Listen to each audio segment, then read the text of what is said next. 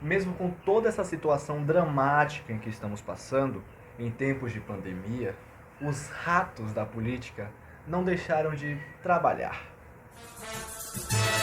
Para fazer um bom café, meu bem. O Covid-19 interrompeu nossas vidas sem nem sequer pedir licença. O vírus já contagiou tudo além da saúde, inclusive a economia. A crise econômica causada pelo coronavírus alastrou diversos problemas que infelizmente já tínhamos antes.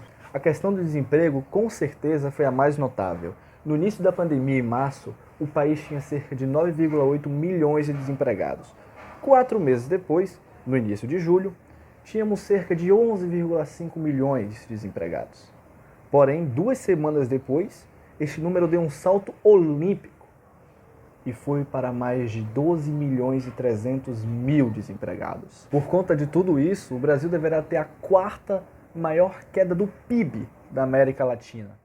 A redução do PIB brasileiro, que será de menos 9,2%, ficará atrás apenas da Argentina, com menos 10,5%, Peru, com menos 13%, e a Venezuela, que já vive uma crise política e econômica há um bom tempo, chegará a menos 26%.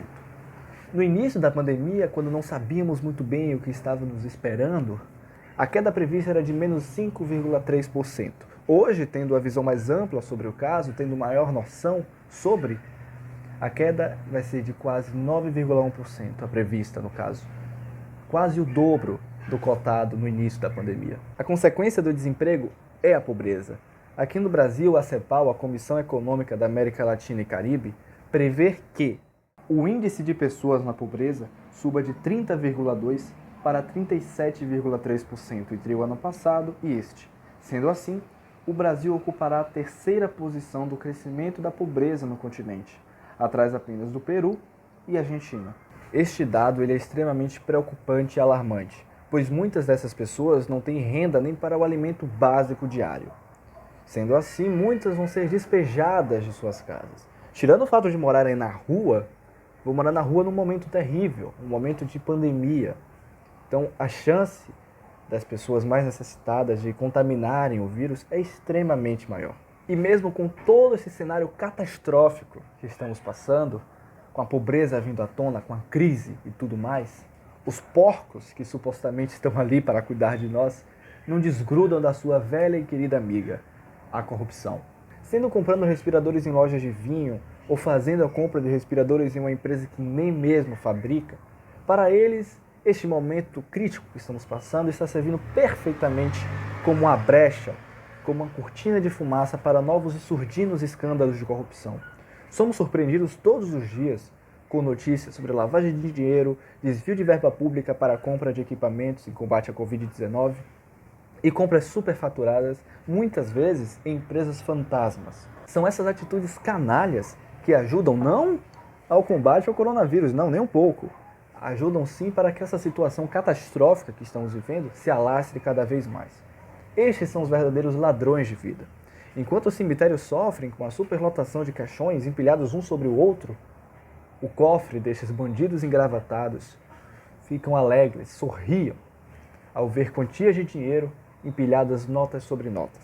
Lá na Paraíba, na pacata cidade de Lagoa de Dentro, está havendo uma ampla investigação da Polícia Federal sobre compras da Prefeitura no valor de R$15 mil, recurso este do Fundo Nacional de Saúde, para a compra de cartilhas ajudando ao combate do coronavírus. Até aí tudo bem, mas o estranho é o seguinte, o governo ele distribui essas cartilhas de forma gratuita para os municípios. E o mais suspeito ainda é que a gráfica responsável pela fabricação dessas cartilhas, pela impressão delas, é fantasma. É uma empresa de fachada, ela não existe. Outro caso completamente absurdo é o da compra de respiradores em uma loja de vinho, que eu citei lá no início. Mesmo o Amazonas com mais de 100 mil casos confirmados e mais de 3 mil mortes pela Covid-19, isso não significa nada para o senhor Wilson Miranda do PV, governador do estado, que além de comprar respiradores em um local bem suspeito, diga-se de passagem, autorizou a compra de 28 respiradores pelo valor de 2,9 milhões de reais. Detalhe que este valor ultrapassou em 316% o preço certo para a compra. Detalhe que O CREMAM, o Conselho Regional de Medicina do Amazonas, configurou todos esses respiradores como inadequados para o uso. No sul, lá em Santa Catarina, também não se escapa de investigações por suspeitas de fraude durante a pandemia. Douglas Borba, o secretário da Casa Civil, foi ouvido pela polícia pela compra de 200 respiradores pelo governo do estado. Porém, fato é que a empresa responsável pelos respiradores meio que não existe, é fantasma. E infelizmente não é só aqui no Brasil que temos escândalos de corrupção. Em Buenos Aires, na Argentina, o Ministério Público local está investigando a compra de 15 mil máscaras, que apesar de terem expirado o prazo, foram vendidas por um preço 10 vezes maior. Já na Colômbia, governadores estão sendo investigados por contratos ilegais de equipamentos médicos.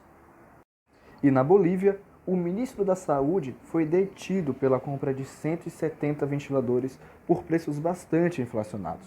Uma compra que sairia por pouco mais de 1 milhão de euros acabou saindo por mais de 4 milhões e 350 mil euros.